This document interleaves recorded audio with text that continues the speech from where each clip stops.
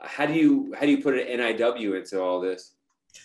So we've had like today in my office, I had a client from Chile who he has a great background, PhD in engineering, and he's unsure if he wants to be an employee in the US or do his own business Yeah. when he's here.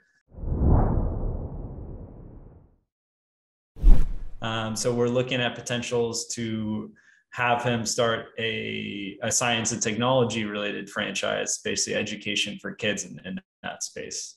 Interesting. That's the beauty of some of these programs, the NIW, the E2. They're really flexible. Even the O1, Exactly. you could get it. You could do a lot of cool stuff with it.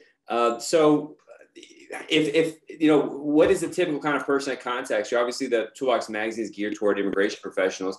I guess if an immigration attorney contacts you, what do they do, or how do they connect for that to help their clients out? Yeah, so most of our clients these days are coming through referrals through immigration attorneys. We've had cases with at least, I don't know, 60, 70 different immigration law firms and Hmm. over 100 individual immigration attorneys comprised of those different law firms. Wow. And it's really divide and conquer, where we're most focused on finding, analyzing the businesses and making sure that it's a good business that has the potential to provide for the investor's family Yeah. and fit their needs, while the immigration attorney does everything that's legal related for the immigration petition, interview prep, etc. And then we strongly advise our clients, and 99% of them will engage a franchise specific attorney that also is part of the process. And then Mhm. you add in the business plan writer, and you have four or so professionals, and we're all working under a common goal of Yeah. finding the best immigration and investment process or solution for that client.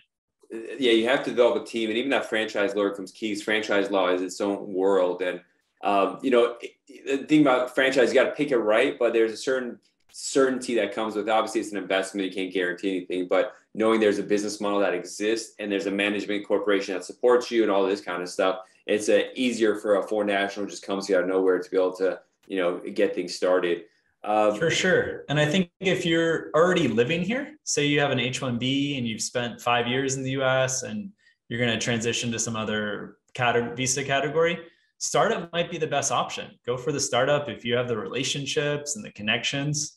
It's like when we started Visa franchise, I was already kind of in the space and I had the relationship. So it was a lot easier. Where if you're just parachuting into the US, it's an extremely competitive market, and you're going to blow through a lot of cash until yeah. you break even with a startup, compared to a franchise or an existing business where it's easier to forecast when you're going to pass that break even point and start making an income from the business.